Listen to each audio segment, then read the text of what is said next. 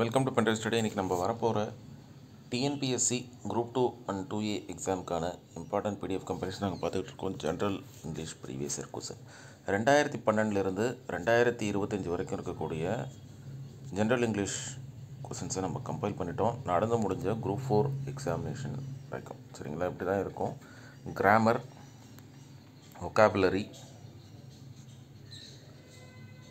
writing skill, technical terms, reading comprehension, translation, literary works சரிங்களா, poem எல்லாமே நம்ம பிரிச்சிட்டோம்.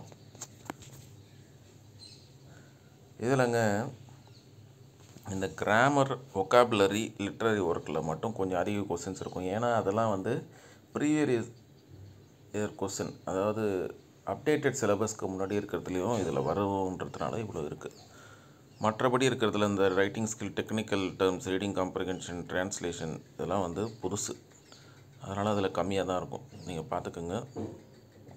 இதை தவிர்த்து நம்மக்கிட்ட இந்த mental ability previous year question topic wise,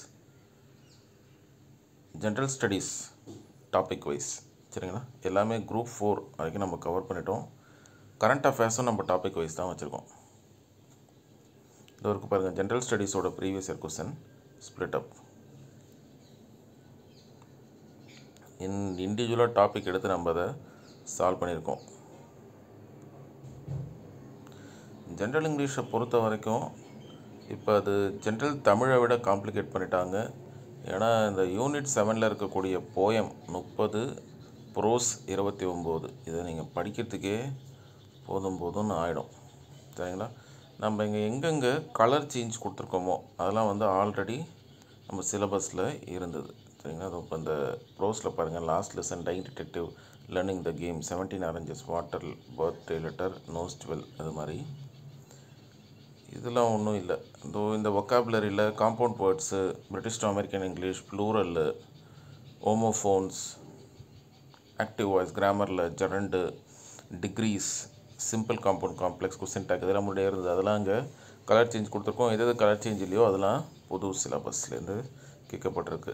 சரி, நீங்கள் அதை கூத்ரூ பண்ணுங்கள். ஒரு வேளை நீங்கள் நான் இன்னும் குரூப் 2 இது பண்ணல சார், இன்னும் ஜென்ரல் இங்கிலீஷா ஜென்ரல் தமிழா அப்படின்னு யோசனையிலே இருக்குன்னு நினைக்கிறவங்க பொது தமிழே போயிடுங்க. ஆல்ரெடி நீங்கள் குரூப் 4 எழுதிட்டீங்க.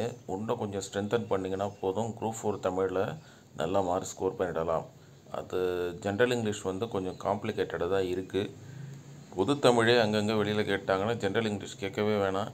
அதை நீங்கள் பார்த்துக்குங்க. இந்த technical terms, translation, writing skill இதெல்லாமே ரொம்ப கடினமாக தான் இருக்கும். அது மட்டும் இல்லாமல் இந்த லிட்ரரி ஒர்க்ஸ் வேறு 29 ப்ரோஸு, 30 போயம் இருக்குது. எங்கேருந்து எடுக்கிறாங்கன்னே நமக்கு தெரியாது. அது இல்லாமல் vocabulary, கிராமர்லாம் வேறு இருக்குது.